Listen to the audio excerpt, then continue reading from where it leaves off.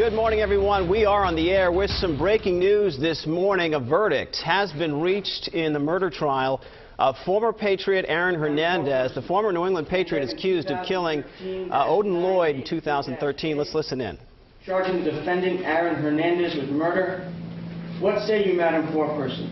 Is the defendant not guilty, guilty of murder in the first degree, or guilty of murder in the second degree? Guilty of murder in the first degree. Madam Foreperson, by which theory or theories, deliberate premeditation and/or extreme atrocity or cruelty? Extreme atrocity or cruelty. Indictment 2013-983-B, charging the defendant, Aaron Hernandez, with unlawful possession of a firearm while not at home or work. What say you, Madam Foreperson? Is the defendant not guilty or guilty? Guilty. Indictment 2013-983-C, charging the defendant, Aaron Hernandez, with unlawful possession of ammunition. What say you, Madam Foreperson? Is the defendant not guilty or guilty? Guilty. Your Honor, may the jury be polled on count 1 pursuant to Rule 22, please? Hey.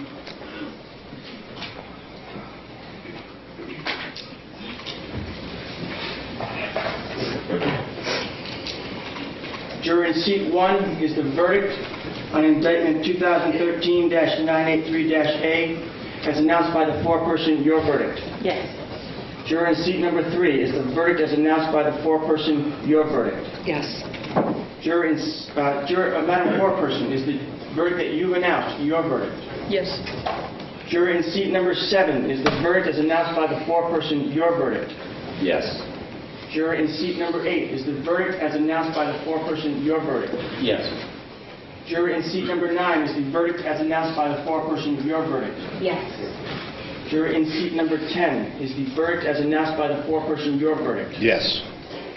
Juror in seat 13, is the verdict as announced by the foreperson your verdict? Yes. Juror in seat 14, is the verdict as announced by the foreperson your verdict? Yes. Juror in seat 15, is the verdict as announced by the foreperson your verdict? Yes. Juror in seat 16, is the verdict as announced by the foreperson your verdict? Yes. And juror in seat 18, is the verdict as announced by the foreperson your verdict? Yes. Be seated, please, jurors. Please remain standing. Thank you. May the verdicts be recorded. Amen. Members of the jury, hearken to your verdict as it will be recorded by the court. Upon your oaths, you do say the defendant, Aaron Hernandez, is guilty of murder in the first degree on indictment 2013-983-A under the theory of extreme atrocity or cruelty. The defendant is guilty of unlawful possession of a firearm while not at home or work on indictment 2013-983-B, and that the defendant is guilty of unlawful possession of ammunition on indictment 2013-983-C. So say you, Madam Foreperson, yes or no? Yes. So say all members of the jury. Yes. You may be seated. Be seated, please. Members of the jury, and I include those of you who deliberated and those of you who were alternates, I want to thank all of you very, very much for giving your valuable time to hear and decide this case. I am not unmindful of the sacrifice you all made to serve on this jury and the disruptions to your family life, work schedule, and social routine. I also understand that it is not easy to sit in judgment of a fellow human being. Your contributions were essential to the functioning of our judicial system. There are few things more important that a citizen in a free and open society can do than serve as jurors for their peers. This truly is a people's court, with you, the people, ruling. At this time, you're all discharged and free to leave. I do have one last favor to ask of you. In a moment or two, I would like to speak with all of you a little more informally in the jury room. I will be thanking you again for your service. I cannot and will not discuss the contents of your deliberations with you. That is personal to the 12 of you who deliberated, and the court will not be inquiring about that. I also want to tell you that under our state law, after the verdict has been recorded, the court's list containing the names of the 12 deliberating jurors is a public record. It is likely that members of the media will be contacting you to see if you're willing to speak to them. By law, the addresses of everyone called for jury duty is also publicly accessible. At this point, the restriction on your talking to anyone about the case is lifted, but you are under absolutely no obligation to talk to any member of the media about this case, or indeed to anyone else, and you are free to refuse to do so. You may wish to take some time to think about whether or not you wish to be interviewed. If you choose to talk, you are in control of what you say. In other words, you may decline to answer certain questions and answer others. Purely as a matter of convenience for those of you, if any, who may want to talk to the media at this time, a room will be made available for this purpose.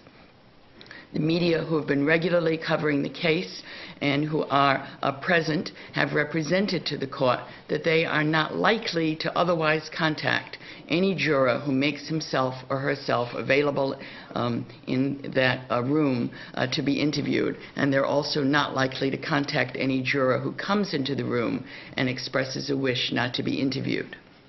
The media has been ordered not to photograph or film any juror who enters the room without that juror's explicit permission.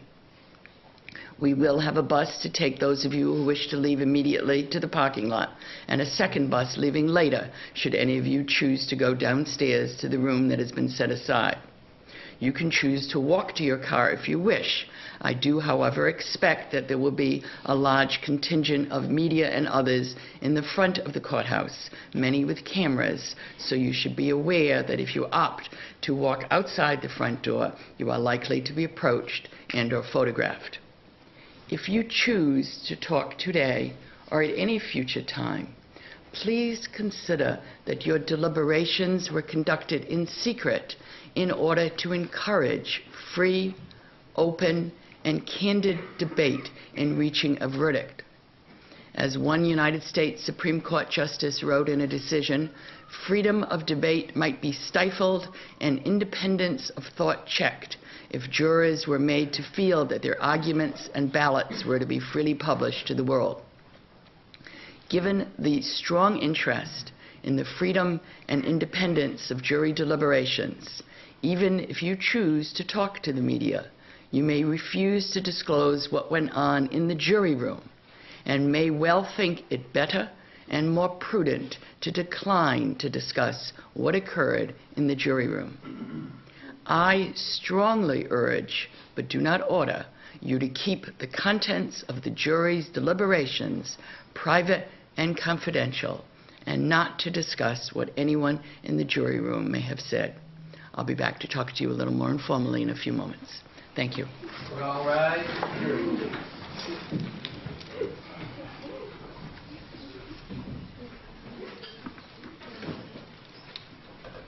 And you're taking a live look inside the courtroom where we just learned that former Patriot Aaron Hernandez has been found guilty on 3 charges.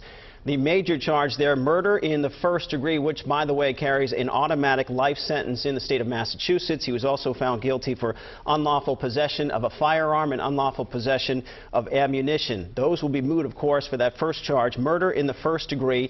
The jury has found him guilty. They had the option of doing a second-degree murder charge. There was some question of whether the prosecution proved they put the gun in his hand in the 2013 murder of Odin Lloyd, but apparently the jury felt like he was the one who did this. They have convicted him of first-degree murder in the death of Odin Lloyd. Soon after those charges were read, there was a gasp in the courtroom. You could hear that quite audibly.